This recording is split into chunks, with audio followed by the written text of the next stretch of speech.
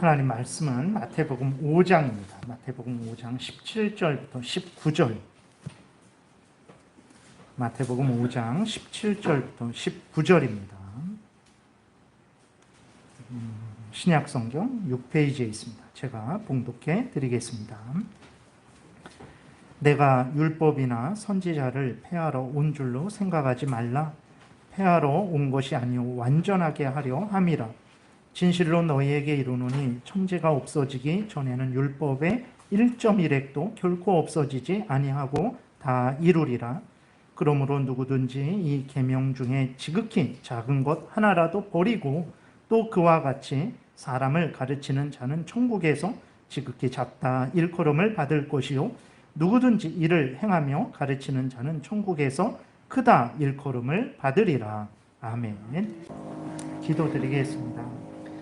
살아계신 하나님 감사합니다. 이 시간 하나님의 말씀을 전하고 듣습니다. 성령께서 역사하셔서 우리를 향한 하나님의 뜻을 잘 깨달아 알게 도와주옵소서.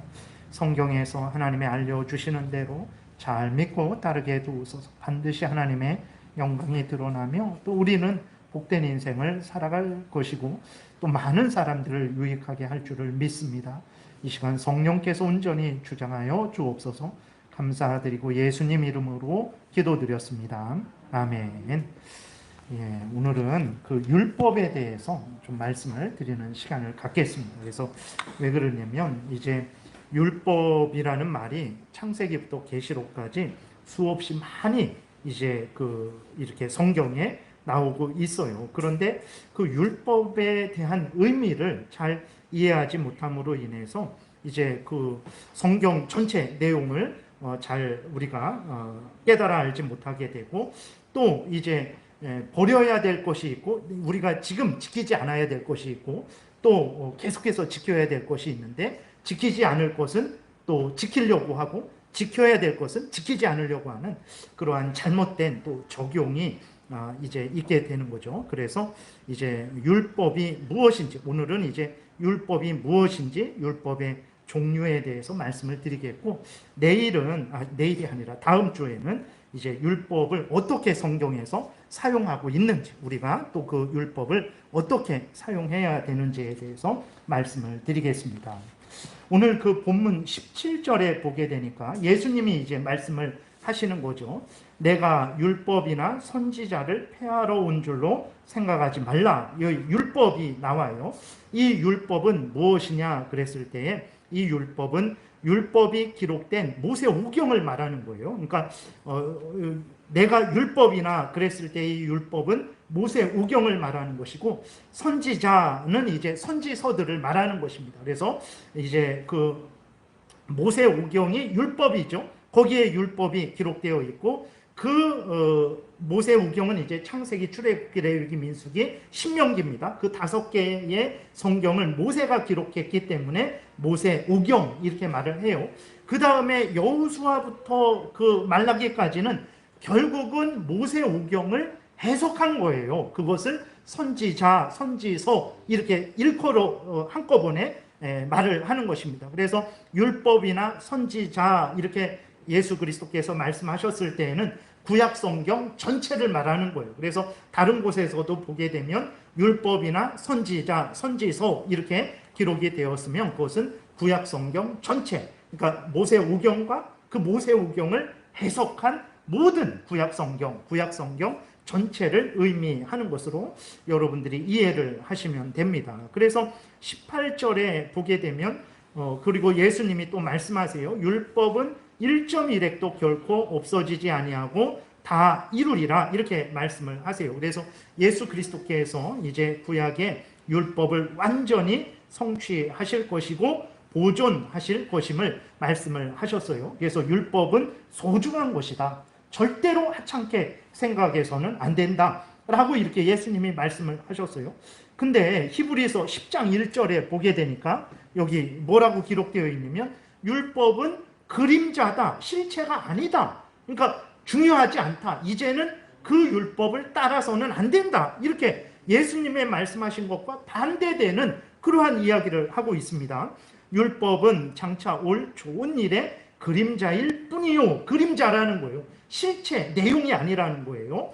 그 다음에 참 형상이 아니므로 해마다 늘 드리는 같은 제사로는 나아오는 자들을 언제나 온전하게 할 수 없느니라. 자, 보세요.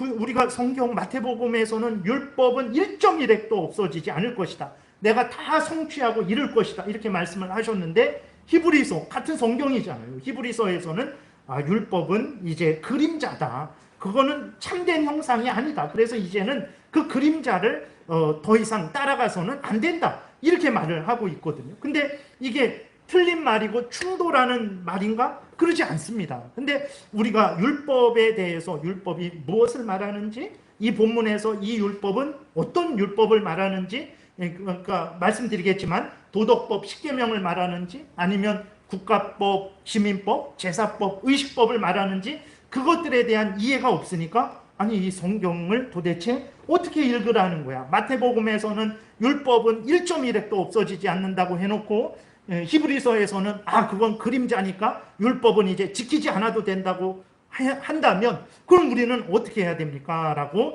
하나님 앞에 질문을 할 수 있죠. 근데 여러분들이 율법에 대해서 이제 우리가 성경에 말하는 율법이 뭔지, 율법의 종류가 어떤 것인지를 깨달아 알게 되면 어렵지 않습니다. 여러분들이 다 쉽게 이해할 수 있어요. 이러한 마태복음 5장의 말씀이나 히브리서 10장에 있는 말씀이 전혀 충돌되는 말씀이 아니구나, 이것을 잘 알게 되죠. 그래서 성경을 읽을 때 바로 읽게 되고 또 그 성경을 적용할 때에도 바로 적용하게 되죠. 그래서 예수님이 마태복음 5장에서 말씀하신 그것을 올바로 이해해야 올바로 적용할 수 있고, 히브리서 10장도 올바로 이해해야 올바로 적용할 수 있잖아요. 이것을 이해하지 못하게 되면 적용해야 될 것을 우리가 지금 이 시대 가운데 따라야 될 것을 따르지 않게 되고, 이제는 따르지 말아야 될 것을 따르게 되는 그런 잘못된 적용을 하게 되는 거죠. 그래서 이제 우리가 이 시간, 다음 시간을 통해서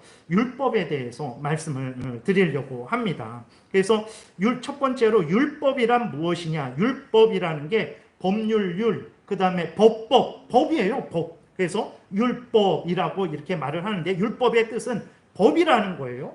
근데 법인데 누구의 법이냐? 대한민국의 법이냐? 사람의 법이냐? 하나님의 법을 율법, 성경에서 하나님의 법을 율법이라고 말을 해요. 그래서 구약에서는 토라라고 말을 하고 신약에는 노모스라고 말하는데 다 법이라는 의미입니다. 근데 그것이 뭐 어떤 한 나라의 한 뭐 이렇게 개인의 그런 법이 함무라비 법전 뭐 이런 그러한 법이 아니라 하나님의 법을 말하고 있는 거예요. 그래서 율법 그러면 하나님의 법이라고 이렇게 여러분들이 생각을 하시면 됩니다.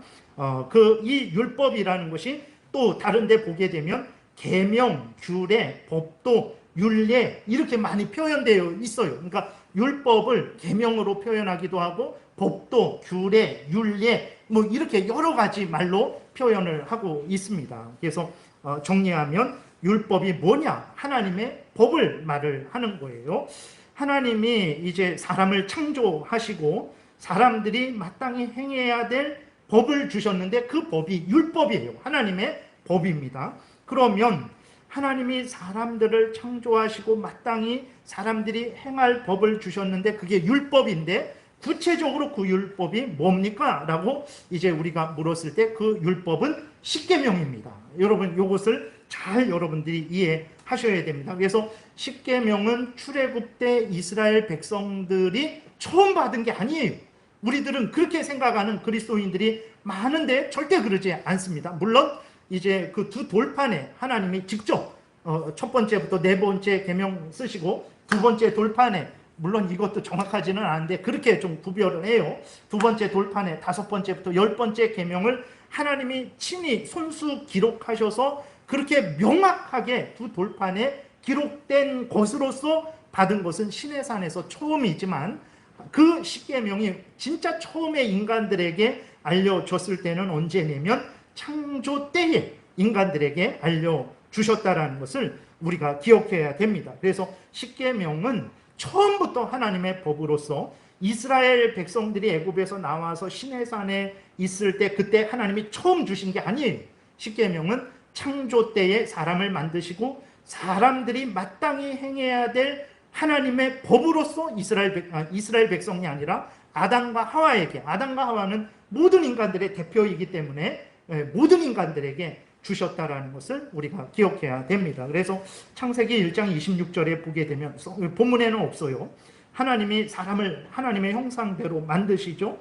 그리고 생육하고 번성하고 땅에 충만하고 땅을 정복하고 바다의 물고기와 하늘의 새와 땅에 움직이는 모든 생물을 다스리라 이렇게 하셨어요. 근데 생육하고 번성해라, 땅을 정복해라, 다스려라, 모든 동물, 식물 이런 것들을 다스려라 하실 때에 너희들 마음대로, 인간의 법대로, 인간 마음대로 생육하고 번성하고 땅과 바다와 하늘을 다스리라 이렇게 하신 게 아니에요.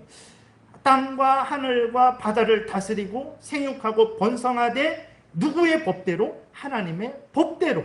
하나님의 법을 율법이라 그러죠. 율법대로. 그 율법이 뭐냐? 그게 십계명이에요. 십계명대로 하나님과의 관계, 인간과의 관계를 가지면서 생육하고 번성하고 하늘과 땅과 바다를 다스려라 이렇게 말씀을 하셨다라는 것을 우리가 분명히 그것을 기억을 해야 되는 것입니다. 그래서 이 십계명은 시내산에서 두 돌판으로 기록되어서 명백하게 이제 그 전해진 것은 시내산에서 처음이지만, 그런데 기록되지 않은 상태에서 이미 모든 인간들에게 창조 때부터 하나님께서 주신 하나님의 법, 율법이라는 것을 기억을 해야 됩니다. 그래서 이 율법, 십계명을 또 다른 이름이 있어요. 뭐라고 말하냐면 도덕법이라고 말합니다. 그러니까 율법, 십계명, 도덕법 똑같은 이름이에요. 왜 도덕법이라 그러냐? 도덕이 무엇입니까? 도덕이 인간들이 마땅히 행해야 될 일을 도덕이라 그러잖아요. 도덕이라 그러는데, 이제 하나님과의 관계에 있어서, 인간이 하나님과의 관계에 있어서 마땅히 행해야 될 일, 그 첫 번째부터 네 번째 계명이죠.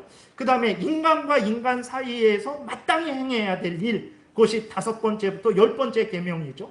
그게 도덕이에요. 도덕. 하나님과 관계에서 마땅히 행해야 될 일, 인간과 관계에서 마땅히 행해야 될 일, 인간이 마땅히 행해야 될 일이죠. 그게 도덕이에요. 그렇기 때문에 그 도덕을 명확하게 어떻게 행하라고 법으로 알려주셨죠. 그것이 첫 번째부터 네 번째, 다섯 번째부터 열 번째. 그래서 십계명을 도덕법이라고 이렇게 말을 합니다. 그래서 율법, 하나님의 법이죠. 하나님의 법을 율법이라 그래요. 그 율법은 뭐냐? 십계명이에요. 십계명은 창조 때부터 알려진 것입니다. 그래서 그 인간으로 하여금 하나님과의 관계, 인간과의 관계에 있어서 마땅히 행하도록 하는 법이기 때문에 도덕법이라고 말을 하는 거예요. 그래서 십계명은 창조 때에도 인간들이 마땅히 그 법을 따라 살아야 되고, 그 다음에 구약 때에도 마땅히 그 하나님의 법을 따라 살아야 되는 것이고, 도덕법이기 때문에 그런 거죠. 신약 때에도 마땅히 십계명을 신앙과 삶의 법칙으로 삼고 살아야 되는 것이고, 지금도 마찬가지죠. 시대가 변했다고 해서 하나님과의 관계가 달라졌습니까? 인간과의 관계, 옛날에는 뭐 살인하지 말고 교도하고 간음하지 말고 도둑질하지 말아야 되는데, 시대가 변하니까 이제는 살인해도 되고 간음해도 되고 불효해도 됩니까? 그런 건 아니에요.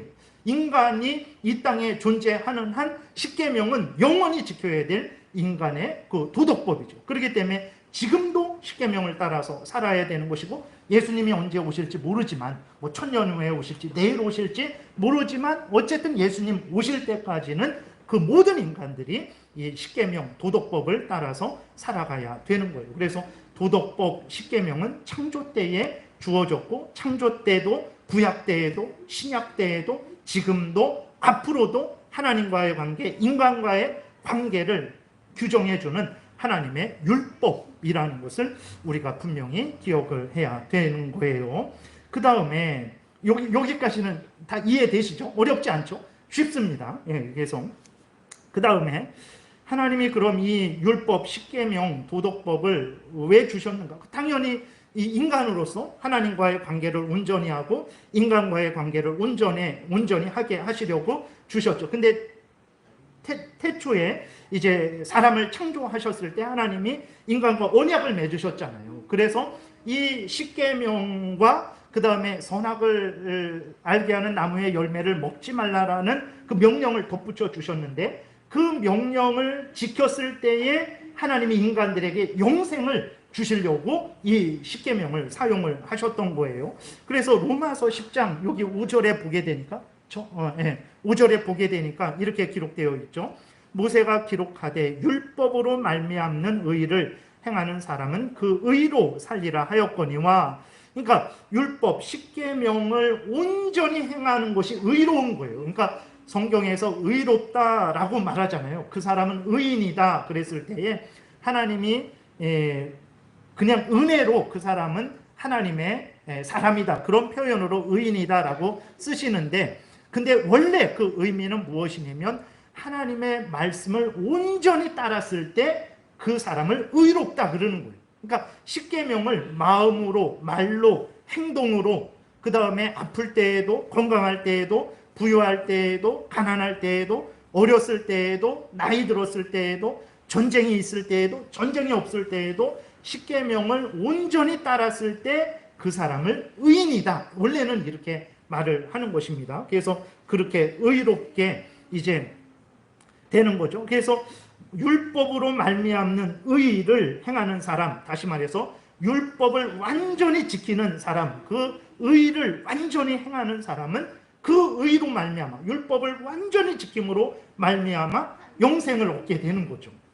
그렇기 때문에 우리가 십계명을 처음에 하나님이 주셨을 때에 이제 그것을 지키는 것을 통해서 아담에게 영생을 주는 것은 모든 아담이 대표하는 후손들에게도 영생을 주는 것이죠. 그렇게 사용하셨다라는 것을 우리가 알게 됩니다.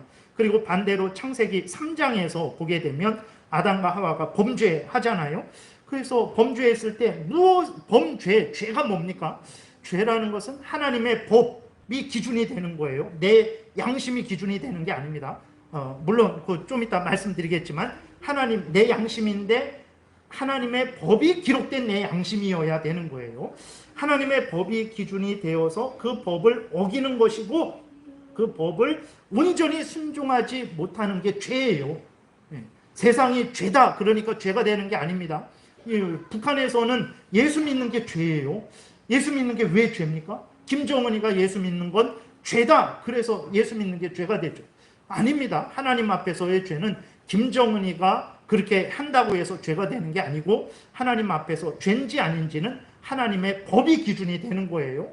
율법이 기준이 되는 것입니다. 그래서 율법을 어기는 것, 율법을 행하는데 온전히 행하지 못하는 것도 죄라는 것을 우리가 기억을 해야 되는 거죠. 그래서 창세기 3장에서 아담과 하와가 죄를 졌잖아요.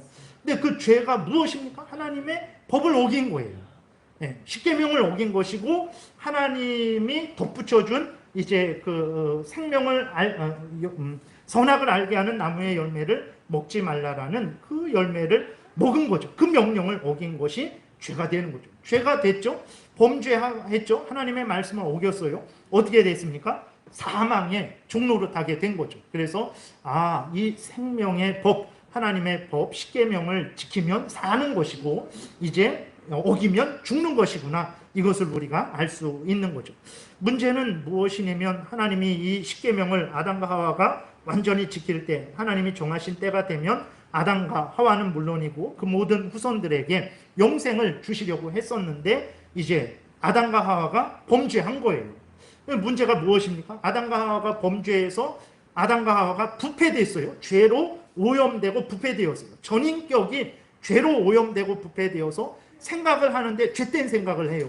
말을 하는데 죄된 말을 합니다. 행동을 하는데 죄된 행동을 하는 거예요. 사람인데 죄로 오염된 부패된 하나님의 말씀을 따르지 않고 자기의 탐욕을 따르고 사탄의 말을 따르는 죄인이 돼버린 거예요. 근데 아담이 그렇게 죄인이 됐는데 아담은 모든 후손의 대표잖아요. 그러니까 아담의 죄가 그 후손들에게 떠넘겨진 거예요. 전가된 것입니다. 그러니까 우리나라의 대통령이 밖에서 환대를 받으면 우리도 기뻐하죠. 우리나라 대통령이 밖에서 홀대를 받으면 이제 박대를 받으면 우리도 기분 나빠합니다. 왜 그렇습니까? 우리나라의 대통령이 우리를 대표하기 때문에 그런 거예요. 그래서 이제 아담이 바로 그런 대표죠. 아담이 범죄해서 모든 후손들도 죄로 오염되고 부패됐죠. 하나님의 특권을 이제 다 박탈당한 거예요. 하나님이 주신 특권들을, 하나님을 아는 지식, 하나님의 뜻을 아는 지식, 자연 만물에 대해서, 또 자신에 대해서 하나님의 뜻대로 행할 수 있는 능력, 그리고 죄가 없었던 그 거룩함들이 다 박탈이 된 거예요. 그래서 아담만 부패된 게 아니라 모든 인간들도 부패된 거예요. 그래서 이제 모든 인간들도 아담이 범죄한 이후로는 하나님의 뜻도 모르고 하나님의 뜻대로 살려는 마음도 없고 하나님의 뜻대로 살 수 있는 능력도 없게 돼버린 거예요. 그래서 아담이 범죄한 이후로는 인간의 행위, 하나님의 법을 완전히 지켜서 구원 얻을 수 있는 인간이 없습니다. 아예 죄와 허물로 죽어 있죠. 사탄 마귀의 종노릇하고 있죠. 탐욕만 따라 살아가고 있어요. 근데 이러한 사람들이, 죄로 죽은 사람들이 어떻게 스스로 깨어나갖고 하나님을 사랑하고 하나님의 뜻대로 살아갈 수 있겠습니까? 안 되는 거예요. 아담과 하와가 범죄한 이후로는 인간이 행위로, 자기의 행위로 구원 얻을 수 없고 오직 예수 그리스도를 믿어서만 구원 얻을 수 있는 거예요. 근데 하나님이 참 인간들을 불쌍히 여기셔서 하나님의 그 율법, 하나님의 법, 율법, 십계명, 도덕법을 인간들에게, 죄로 오염된 부패된 인간들이지만 그 인간들에게 남겨두셨어요. 그래서 하나님은 타락한 인간들에게 양심을 주셨는데 그 양심에 하나님의 법, 율법, 십계명을 새겨준 거예요. 그래서 여러분, 세상 사람들이 불효가 죄다라는 걸 어떻게 알까요? 예. 생각해 보셨어요? 그 다음에 살인하는 게 죄다라는 것을 어떻게 세상 사람들도 알까요? 간음하고 도둑질하고 거짓 증거하고 탐내는 것이 죄라는 것을 세상 사람들이 어떻게 알까요? 아, 그거야 원래 인간이니까 알죠. 인간인데 인간이면 처음부터 그걸 아나요? 아닙니다. 하나님이 모든 인간들에게 그 하나님의 법을 남겨주셨기 때문에 세상 사람들도 아는 거예요. 아, 나만 있는 게 아니라 신이 있는 것 같다. 우리가 그 19편을 교동문으로 읽었지만 정말 들리는 소리도 없고 말도 없지만 온 천지 자연 만물이 로마서 1장에 있는 말씀대로, 19편에 있는 말씀대로 하나님의 영광과 하나님의 신성과 능력을 선언하고 있는 거예요. 예. 그러니까 그런 것처럼 모든 인간들에게 하나님이 타락한 인간들에게 양심을 주셔서 그 양심에 십계명을 새겨주신 거예요. 근데 죄로 오염되고 부패된 인간들은 그것이 하나님이 주신 건지 모르고 또 그것이 하나님의 법인지 모르죠. 그 모르고 그냥 어쨌든 어렴풋이 아는 거예요. 신이 있는 것 같은데 그러면 신을 섬겨야지. 근데 죄로 오염되고 부패되어서 참되신 하나님, 살아계신 하나님, 성경에서 말하는 삼위일체 하나님을 섬기는 게 아니라 해가 나의 신이다, 달이 나의 신이다, 저 사람이 나의 신이다, 이렇게 하나님의 영광을 우상에게, 썩어 없어질 사람과 짐승과 벌레의 형상에게 돌려버리는 거죠. 그리고 그 하나님이 주신 양심에 그 십계명이 기록되어 있기 때문에 이제 살인이 나쁘다라는 거, 불효가 나쁘다라는 거, 세상 질서를 깨트리는 게 나쁘다라는 거, 그런 걸 아는 거예요. 그래서 형법이 만들어지는 것이고 거기에 대해서 처벌을 하는 거죠. 하나님의 은혜입니다. 만약에 하나님이 타락하고 오염된 자들에게 그러한 은혜를 베푸시지 않았으면 그럼 구원 얻는 은혜와는 다른 거예요. 구원 얻는 은혜는 오직 예수 그리스도 안에서 주어지는 것이고 일반적으로 하나님이 그 사람들의 양심에 십계명을, 하나님의 법을 남겨두시지 않았으면 사람들은 진짜 악마같이 됐겠죠. 사탄 마귀같이. 그래서 우리들도 보게 되면 양심이 마비된 사람들이 행하는 것들을 가끔 보잖아요. 정말 저 사람이 인간인가? 어떻게 인간이라면 저런 악을 행할 수 있을까? 사람이라면 양심이 있지. 그래서 양심이 없는 사람들을 우리는 가끔 보잖아요. 그러니까 그는 저주받은 거죠. 진짜 저주받은 것입니다. 하나님이 그 모든 인간들에게 양심을 주시고 양심에 하나님의 법을 주셨기 때문에 불신자들도 내가 이렇게 죄지면 안 되지, 살인하면 안 되지, 이런 생각을 하고 절제하게 되는 거예요. 그래서 세상의 죄악이 반영하지 못하는 것입니다. 하나님이 만약에 모든 인간들의 그 마음속에 법을, 하나님의 법, 십계명을 새겨두시지 않았다면 그들은 죄로 오염돼서 잘 깨닫지 못하고 누가 주셨는지도 모르죠. 저절로 있는 건 줄 아는데 하나님이 주신 거예요. 어쨌거나 그들도 양심이 있기 때문에 하나님의 법이 새겨져 있기 때문에 그렇게 악마처럼, 정말 악마처럼 그렇게 살지는 않는 거죠. 뭐 어떤 잘못을 했다가도 내가 잘못했구나, 왜 그랬을까, 그렇게 이렇게 뉘우치게 되는 것입니다. 그래서 로마서 12장 14절에 보게 되면 하나님이 율법을, 십계명을 모든 사람들에게 이렇게 주셨다라는 것이 명확히 기록되어 있어요. 보세요. 율법 없는 이방인이, 아니 율법이 없다고 하지 않습니까? 여기에서 율법 없는 이방인이 그랬을 때에는 이스라엘 백성들처럼 명확하게 십계명을 두 돌판에 기록되어서 받고 그 마음에 새김을 받지 못했다라는 차원이죠. 그러니까 명확하게 이제 이스라엘처럼 십계명을, 또 다른 법들을, 율법을 받지 못했다라는 차원에서 율법이 없다라는 거예요. 양심에 새겨지지 않았다, 이게 아니라 이스라엘처럼 시내산에서 하나님 앞에서 하나님으로부터 직접 법을 받지는 못한 차원에서 율법이 없다라는 거예요. 보세요. 율법 없는 이방인이 본성으로 율법의 일을 행한다 그랬어요.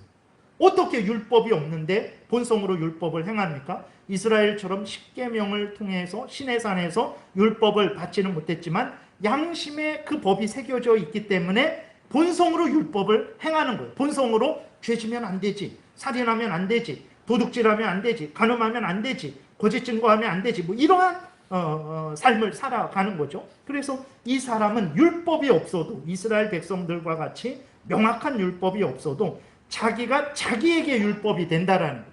그 양심의 하나님이 모든 인간들에게 율법을 새겨 주셨기 때문에 자기에게 율법이 있다라는 거죠. 15절, 이런 이들은 그 양심이 증거가 돼요. 양심에 율법이 있으니까 그 양심이 증거가 됩니다. 그러니까 이제 마지막 때에 조선시대 500년 전에 살던 사람이 하나님께 그럴 수 있어요. 아니, 저에게는 예수님을 증거해 주시지도 않고 저에게는 십계명을 주시지도 않았는데 왜 저한테 잘못됐다라고 예수를 믿지 않고 하나님을 섬기지 않았다고 왜 저에게 책임을 물으십니까? 저는 만약에 하나님이 십계명을 주셨다면 저는 정말 그 십계명을 따라서 정말 하나님을 경외하는 삶, 이웃을 사랑하는 삶을 살았을 것입니다 라고 핑계댈 수 있겠죠. 네. 그러면 하나님이 그렇구나, 내가 너에게 십계명을 진짜 이스라엘처럼 알려주지 않아서 너는 무죄다 그러시겠습니까? 아닙니다. 너의 양심을 봐라. 내가 너의 양심에 내 법을 그렇게 새겨줬는데도 불구하고 그 법을 따라 살지 않지 않았느냐라고 하나님께서 그 양심을 증거로 해서 그들을 심판하실 것입니다. 그래서 15절에 이런 이들은, 이방 사람들은 그 양심이 증거가 된다라는 거예요. 그 생각들이 서로 혹은 고발하며 혹은 변명하며, 그래서 불신자들도 뭐 사람을 죽이잖아요. 태연하게 밥 먹고 그러지 못합니다. 아주 진짜 정신이 이상하게 된 사람들, 아주 양심이 아주 그냥 완전히 망가진 사람들은 태연하게 그렇게 그럴 수도 있겠죠. 그러나 대부분이 때가 되면 고통스러워하죠. 불안해하고 두려워합니다. 그러니까 그것을 말하는 거예요. 그 생각들이 서로 혹은 고발하며 혹은 변명하며 그 마음에 새긴 율법의 행위를 나타내느니라 그랬어요. 마음에 하나님이 새겨준 율법을 자기 스스로 증거한다라는 거예요. 내 도둑질하면 안 되지, 살인하면 안 되지, 간음하면 안 되지, 부모에게 불효하면 안 되지, 이렇게 하는 것은 바로 자기에게 하나님의 법이 새겨져 있다라는 것을 증거하는 증거라는 거예요. 그래서 아무도 마지막 때에 하나님 앞에서 핑계할 수 없어요. 물론 이것으로는 구원 얻을 수 없죠. 왜냐하면 죄로 오염된 부패된 인간이 하나님의 법을 완전히 따를 수도 없기 때문에 그렇죠. 그러나 핑계할 수는 없어요. 저에게 죄의 심판을 내리지 마십시오. 저는 몰랐습니다. 알았으면 저는 하나님의 법을 지켰을 것입니다. 그렇게 핑계할 수 없다라는 거예요. 너의 양심에 내가 분명히 내 법을 새겨줬지만 너는 그 법을 따라 살지 않지 않았느냐라고 하나님께서 심판을 하실 거예요. 그리고 지금도 하나님은 모든 사람들로 하여금 이 율법, 십계명을 따라서 행할 것을 명령하고 계시다라는 것을 우리가 기억해야 됩니다. 그러나 죄로 오염되고 부패된 사람들은 하나님의 명령을 무시하고 자신들 마음대로 탐욕대로 사탄의 악한 괴계를 따라 살아가고 있는 거죠. 결국은 이제 마지막 날에 하나님의 무서운 심판이 있을 것인데 하나님이 주신 율법이 없다고 핑계대지 못합니다. 하나님이 주신 양심에 그 율법이 새겨져 있기 때문에 이제 그들은 하나님의 심판을 받고 영원한 지옥불에 던져지게 될 거죠. 그래서 정리합니다. 하나님이 이제 인간들에게 마땅히 행해야 될 법을, 도덕법을 주셨어요. 그것이 하나님의 법이기 때문에 그걸 율법이죠. 율법이죠. 그리고 인간이 마땅히 행해야 될 법이기 때문에 도덕법이라고 해요. 그럼 그 도덕법이 뭐냐? 십계명이죠. 하나님과의 관계에서, 인간과의 관계에서 마땅히 행해야 될 법인 거예요. 이것만 주셨으면 우리가 쉽게 되죠. 그래서 마태복음 5장과 히브리서 10장 때문에 고민할 필요는 없죠. 근데 하나님이 이 도덕법, 율법을 주시고 후에 이제 또 이제 시내산에서 이스라엘 백성들에게 두 가지 법을 또 주셨습니다. 그것도 율법이라고. 그 두 가지 법이 뭐냐 그랬을 때 여러분들이 다 아시는 거예요. 제사법, 의식법. 어떤 분들은 제사법이라고 하고 어떤 분들은 의식법이라고도 합니다. 똑같은 말입니다. 근데 제가 두 개 한꺼번에 말씀드리는 거예요. 제사법, 의식법. 제사 드리는 법, 뭐 양을 어떻게 잡고 뭐 몇 마리를 드리고 언제 드리고 제사 드리는 법. 그래서 제사법이라고 하고 의식법은 좀 크죠. 그 제사법도 포함해서 이제 더러운 것이 묻었을 때에는 어떻게 하고 시체를 만졌을 때에는 어떻게 하고 부정하게 됐을 때에는 어떻게 정결하게 하고 그리고 또 여러 가지 절기는 어떻게 지키고 뭐 이런 것들이 있잖아요. 그래서 의식을 행하잖아요. 의식, 예를 갖춰서 의식을 행한다 그래서 의식법, 제사법, 의식법 같은 거예요. 그 제사법, 의식법도 주셨어요. 그 다음에 국가법, 시민법도 주셨어요. 그러니까 이스라엘이 국가잖아요. 국가고 그러니까 이스라엘 국가를 다스려야 되니까 이스라엘 국가를 다스리는 법, 국가법으로 또 출애굽기 20장에서 십계명을 주시고 21장부터는 국가법을 주십니다. 그래서 종을 어떻게 해야 되는지, 뭐 살인자는 어떻게 처벌해야 되는지, 뭐 이웃 간에 손해가 생겼을 때에는 또 어떻게 서로 배상하고 보상하고 그래야 되는지 그것이 21장부터 기록이 되어 있는 것이고 그 다음에 하나님께 어떻게 제사 드리고 레위기에서 어떻게 이제 하나님 앞에 제사 드려야 되는지 그러한 것들을 이제 이야기하고 있는 거죠. 그래서 하나님의 법은 율법인데 그 율법에는 세 가지가 있습니다. 십계명이 있고 십계명을 근데 도덕법이라 그래요. 왜 그러냐면 인간이 마땅히 행해야 될 법이기 때문에 하나님과의 관계에서 인간과의 관계에서 마땅히 행해야 될 법이기 때문에 십계명이라 그래요. 이 십계명은 언제 처음 주어졌냐? 창조 때에 처음 주어졌습니다. 물론 돌판에 기록된 것은 시내산에서 그때 그런 방식으로는 처음이지만 원래는 창조 때부터 처음 주어진 거죠. 인간이 마땅히 행해야 될 법이기 때문에 창조 때에도 구약 때에도 신약 때에도 지금도 앞으로도 항상 십계명을 삶의 법칙으로 삼고 살아가야 됩니다. 그러나 지금은 이것을 지켜서 구원 얻는 게 아니에요. 지켜서 구원 얻을 수 있는 사람은 단 한 사람도 없습니다. 죄로 오염되고 부패되었기 때문에 이 예수를 믿어서 구원 얻은 우리의 하나님의 법이 십계명이잖아요. 그래서 우리 하나님의 법을 따라서 살아가는 그러한 삶의 법칙으로서 사용되고 있는 거예요. 그 다음에 제사법, 의식법을 주셨어요. 시내산에서 제사법, 의식법, 그 다음에 국가법, 시민법을 주셨어요. 그래서 율법에는 이 세 가지가 있습니다. 도덕법, 십계명, 제사법, 의식법, 국가법, 시민법. 시민들 사이의 법이라 그래서 시민법 같은 말이에요. 국가법, 시민법. 그래서 성경에 보게 되면 여러분들이 그 성경을 읽을 때 구별을 하셔야 돼요. 그래서 율법 이렇게 나오면 십계명, 도덕법, 제사법, 국가법 세 개를 한꺼번에 말하는 본문인지 아니면 십계명, 도덕법만 말하는 본문인지 아니면 이제 그 제사법, 의식법만 말하는 본문인지 그것을 여러분들이 파악하고 읽어야 되는 거예요. 그래서 오늘 본문 읽은 데에도 보게 되면 오늘 본문에서도 앞에서 말씀을 드렸죠. 율법은 1.1획도 없어지지 않을 것이고 다 성취될 것이다 라고 말씀하셨을 때 예수 그리스도께서 그 모든 하나님의 법을 성취한다라는 차원이죠. 그래서 도덕법이 가장 중심이지만 거기에는 이제 하나님이 이스라엘 백성들에게 주신 그러한 모든 법들도 제사법, 의식법, 국가법, 시민법도 예수 그리스도께서 완전히 성취하신다라는 의미예요. 그래서 마태복음 오늘 읽은 5장 본문에서 말하는 율법은 그 세 가지를 통틀어서 말하고 있는 것이죠. 그리고 또 우리가 로마서 13장 한번 보세요. 여기 보면 여기도 8절에 율법 나오고 10절에 율법이 나와요. 그럼 이 율법은 뭐냐? 그랬을 때에 십계명을 말하죠. 왜 그러냐? 8, 9, 10절을 읽게 되면 거기에서 십계명이라고 이렇게 자세하게 또 설명을 하고 있어요. 피차 사랑의 빚 외에는 아무에게든지 아무 빚도 지지 말라. 남을 사랑하는 자는 율법을 다 이루었다. 아니, 율법을 다 이루었다라는 게 율법을 이루었다라는 데 무엇이냐? 간음하지 말라, 살인하지 말라, 도둑질하지 말라, 탐내지 말라. 십계명의 뒷부분이잖아요. 그래서 성경에 보게 되면 십계명을 말할 때 어떤 때는 앞부분을 가지고 10가지 십계명을 다 말하기도 하고 뒷부분을 가지고 10가지 십계명을 다 말하기도 합니다. 그래서 뒷부분만 나왔다고 반만 말하는 게 아니에요. 9절은 십계명을 말하는 거죠. 그 외에 다른 계명이 있을지라도 앞에 4계명이 있죠.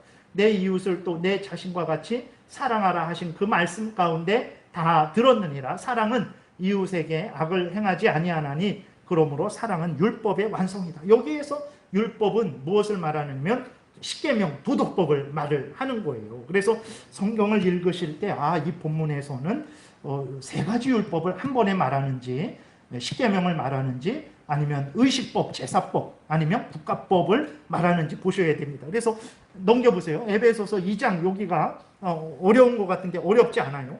보면 여기에서 말하는 율법은 또 뭔가 15절 보면 법조문으로 된 계명의 율법을 폐하셨다 그랬어요. 이제는 율법을 폐하셨다라는 거예요. 그래서 우리로 하여금 율법을 따르지 말라라는 거거든요. 이건 또 무슨 말인가? 근데 어렵지 않아요. 그는 우리의 화평이신지라 둘로 하나를 만드사 원수된 것 곧 중간에 막힌 담을 자기 육체로 허시고 법조문으로 된 계명의 율법을 폐하셨으니 이는 이 둘로 자기 안에서 새 사람을 지어 화평하게 하시고 십자가로 이 둘을 한 몸으로 하나님과 화목하게 하려 하심이라. 원수된 것을 십자가로 소멸하시고. 이게 무슨 얘기냐면 구약 때까지는 모든 구원의 그러한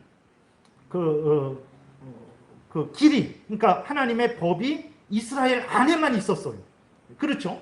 구약 때까지는, 예수님이 오시기까지는 하나님께서 이스라엘 백성을 중심으로 해서 구원 역사를 이루셨죠. 이스라엘 백성들에게만 명확하게 십계명을 주셨고, 그 다음 돌판에 기록해서, 그 다음에 제사법, 의식법, 하나님과 교제하는 법이죠. 그 다음에 그 이스라엘 나라를 다스리는 국가법도 주셨어요. 그래서 특별히 여기서는 모든 율법이지만 특별히 의식법, 제사법을 말하는 거예요. 그래서 이스라엘 백성들만 하나님 앞에 제사를 드리고 절기를 지키고 하나님을 섬기는 법을 소유하고 있었죠. 근데 에베소 이방 사람들은 그러한 하나님의 법을 소유하지 못했어요. 그래서 이스라엘 백성들만 하나님의 자녀였고, 그 다음에 에베소 이방인들은 하나님의 자녀들이 아니었죠. 둘은 원수였죠. 하나는 하나님의 백성들이고 하나는 사탄 마귀의 종노릇하는 자들이니까 원수였어요. 근데 예수 그리스도께서 오셔서 그 의식법, 제사법이 의미하는 그 예수 그리스도께서 대속의 죽음을 죽으시는 그 모든 일을 성취하신 거예요. 그래서 이제는 율법을, 그 제사법, 의식법을 이제 폐하신 거예요. 그 제사법, 의식법이 예표하는 예수님이 오셔서 예수 그리스도께서 피 흘려 죽으심으로 그 제사법, 의식법의 요구를 만족하신 거죠. 그 십계명을 지켜야 된다는 모든 요구를 만족시키신 거예요. 그래서 이제는 예수 그리스도 안에서 이스라엘 백성들이나 이방인이나 하나가 된 거예요. 막힌 담이 헐어져 버린 거예요. 그전에는 오직 이스라엘에게만 구원의 법이 있었죠. 그러나 예수님 오셔서 그 모든 율법의 요구를 이제 완수시켜서 더 이상 구약의 제사법, 의식법을 지키지 않아도 되는 거죠. 그것 때문에 갈리지 않습니다. 예수 안에서 이 에베소 사람들도 예수 믿고 하나님의 자녀 되고 이스라엘 사람도 예수 믿고 하나님의 자녀 되는 거거든요. 예수 안에서 막힌 다음에 헐어져 버리고 하나가 된 거죠. 그래서 15절에 법조문으로 된 계명의 율법을 폐하셨다 그랬을 때에는 여기서는 이제 주로 그 제사법, 의식법을 폐하셨다라는 거예요. 완수하셔서 이제는 예수 안에서 하나가 되게 하셨다라는 거죠. 그 다음에 또 하나 보면 성경에는 없는데 출애굽기 21장, 23장에 보게 되면 이제 거기 앞에서 말씀드린 대로 종에 대해서 뭐 사람이 죽었을 때, 물건을 잃어버렸을 때, 훔쳤을 때, 뭐 여러 가지 그러한 법들이 나와 있는데 그것은 이제 이스라엘이 나라니까 나라를 운영하는 국가법이 되는 거죠. 그래서 요한복음 8장에 보게 되면 가늠한 여인을 데리고 와서 돌로 쳐서 죽이려고 그래요. 그것은 국가법입니다. 이스라엘의 국가법이에요. 십계명에서는 뭐만 말씀하셨습니까? 가늠하지 말라. 이것만 말씀하셨어요. 근데 이스라엘 국가로서의 이스라엘을 다스릴 때 하나님은 가늠한 여인은 돌로 쳐서 죽여라 그랬어요. 그 법은 돌로 쳐서 죽이는 것은 국가로서의 이스라엘에게만 해당되는 거예요. 그것을 우리가 그대로 가지고 와서 가늠한 남자, 가늠한 여자 돌로 쳐서 죽이는 것은 그것은 잘못된 거예요. 그러니까 우리가 이렇게 도덕법, 십계명, 그 다음에 의식법, 제사법, 국가법, 시민법의 구별을 못하게 되면 오늘날 우리들이 마땅히 지켜야 될 십계명 안 지켜도 된다라고 이런 말을 하기도 하고 이제 돌로 쳐서 죽이는 국가법은 이스라엘에게만 해당되는 건데 마치 오늘날도 돌로 쳐서 죽이려고 하는 그런 잘못을 이제 행하게 되는 거죠. 그리고 의식법, 제사법은 이제 일시적입니다. 의식법, 제사법, 국가법, 시민법은 일시적이에요. 구약의 이스라엘 백성들에게만 예수님이 오시기 전까지 오실 예수님을 소개하고 우리는 이렇게 예배드리잖아요. 하나님 앞에 함께 모여서 뭐 찬송하고 기도하고 말씀 전하고 세례와 성찬을 행하면서 예배드리잖아요. 구약 때는 어떻게 예배드렸습니까? 의식법, 제사법 방식으로 예배드린 거예요.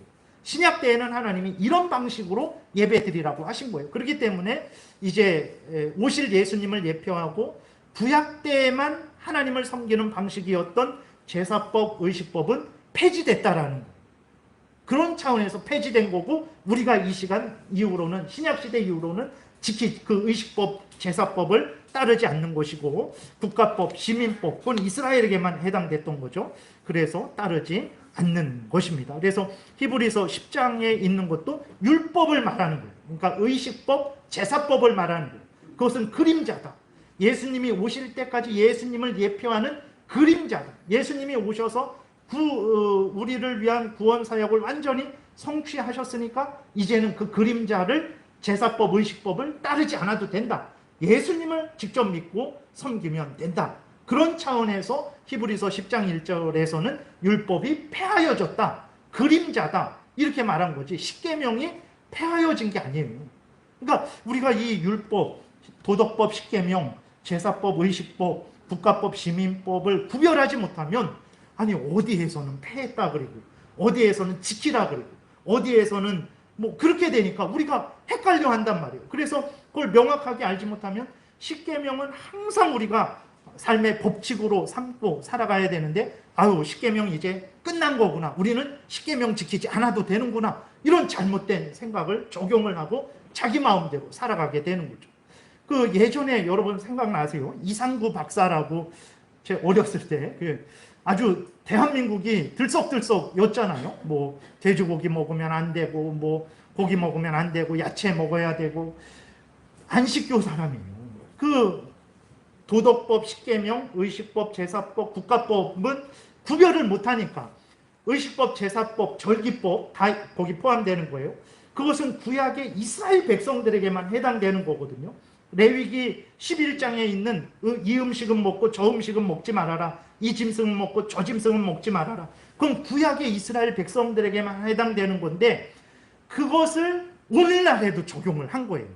그래갖고 사람이 고기 먹지 말고 돼지고기 먹지 말고 야채를 먹어야 그게 하나님의 창조 질서고 그래야 뭐 건강하게 살아간다. 거짓말한 거예요.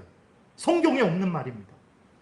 근데 온 그 성경을 잘못 해석한 그 사람이 헛된 말을 했는데 대한민국에 있는 모든 사람들이 그 헛된 말에 놀아난 거예요. 진짜 억울한 일입니다.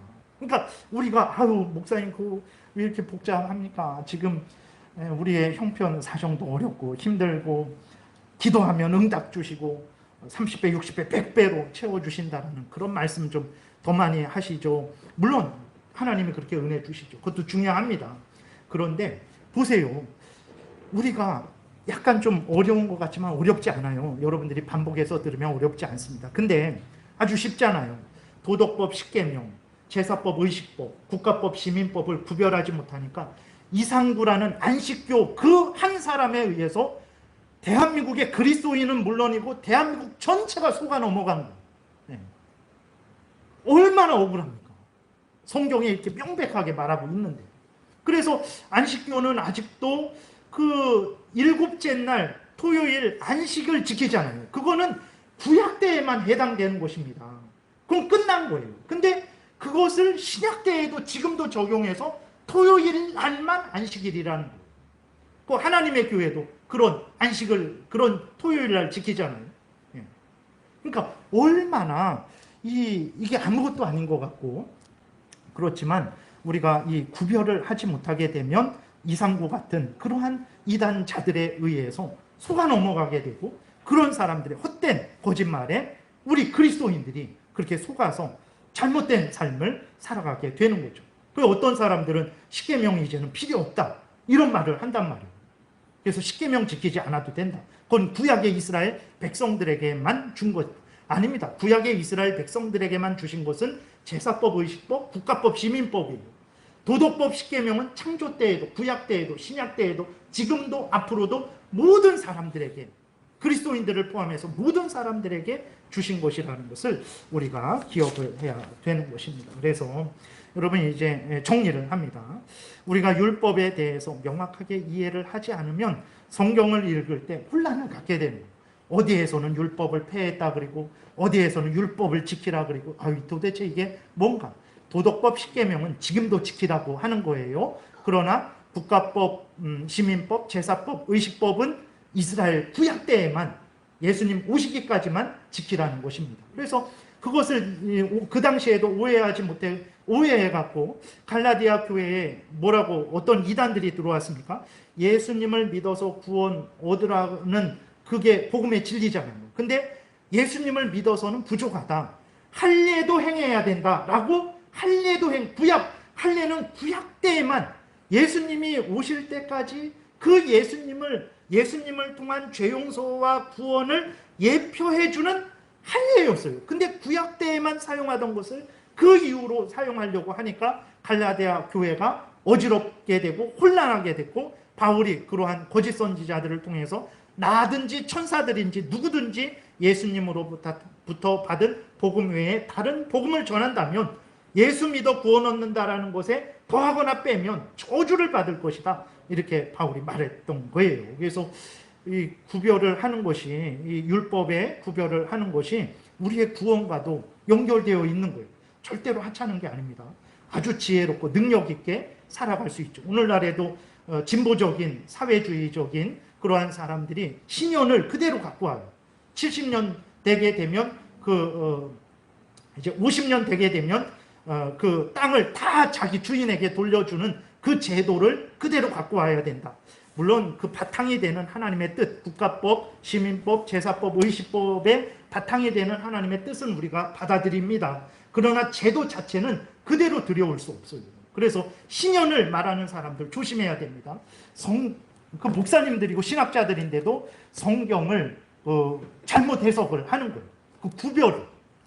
그래서 우리가 율법에 대해서 명확하게 이해를 하지 않으면 성경을 읽을 때 많이 혼란을 갖게 되죠. 그래서 영원한 법인 십계명 도덕법을 이제는 지키지 않아도 된다라고 이렇게 잘못 주장하기도 하고 반대로 구약 때 이스라엘 백성들에게만 해당되는 법, 예수님이 오실 때까지만 일시적으로 사용한 제사법, 그리고 구약 때 이스라엘 백성들이 하나님께 드리는 데 사용한 제사법이죠. 의식법. 그리고 이스라엘 국가로서의 이스라엘에게만 해당된 국가법을 오늘도 그대로 지켜야 된다라고 주장하는 잘못을 범할 수도 있다라는 거예요. 그래서 교회를 갈라디아 교회처럼 해방하는 그 역할을 내가 할 수도 있는 거죠. 여러분, 우리가 잠언서 2장에 나와 있는 대로 하나님의 지식을, 하나님의 은혜를, 하나님의 말씀을, 진리를 추구할 때 은을 추구하는 것 같이 추구하라, 이렇게 그 가장 소중하게 여기고 있는 힘을 다해서 추구하라는 거죠.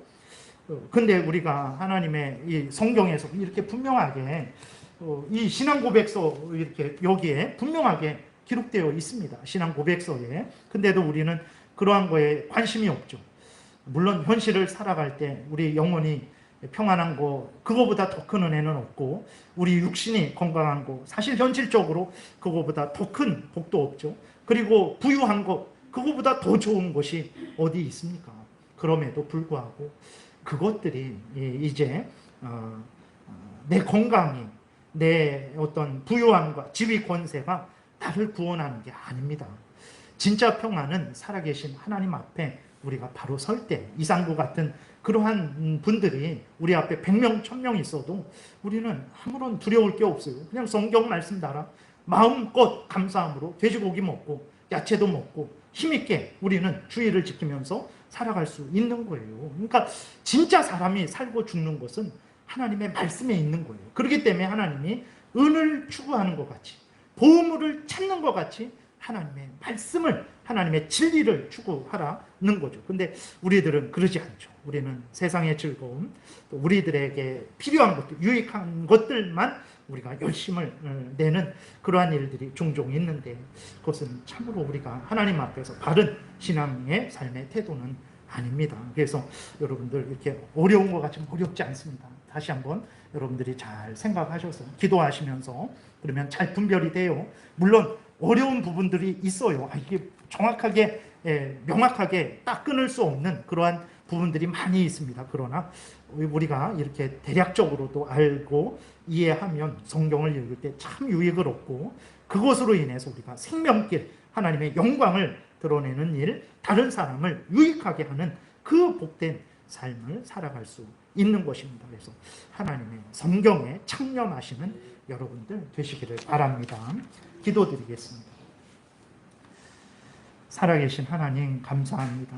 우리를 살리시기 위해서 적당히 가르쳐 주시는 것이 아니고 성경을 기록하셔서 우리에게 자세하게 우리가 지금도 믿고 따라야 될 것은 무엇이고, 또 구약 때까지만, 구약의 이스라엘 백성들에게만 해당되는 것은 무엇인지 알려주셔서 우리로 하여금 복된 신앙생활을 하게 하시니 감사합니다. 이렇게 우리를 향한 하나님의 뜻을 우리가 잘 모르는데 우리가 더 힘을 내어서 성경에서 알려주시는 하나님의 뜻을 따르게 도우소서. 반드시 때가 되면 천국에서 하나님과 영광을 누리게 될 것이고, 이 땅에서도 하나님의 영광을 드러낼 것이고, 하나님의 은혜를 누릴 것이고, 많은 사람들을 유익하게 할 줄을 믿습니다. 예수님 이름으로 기도드렸습니다. 아멘.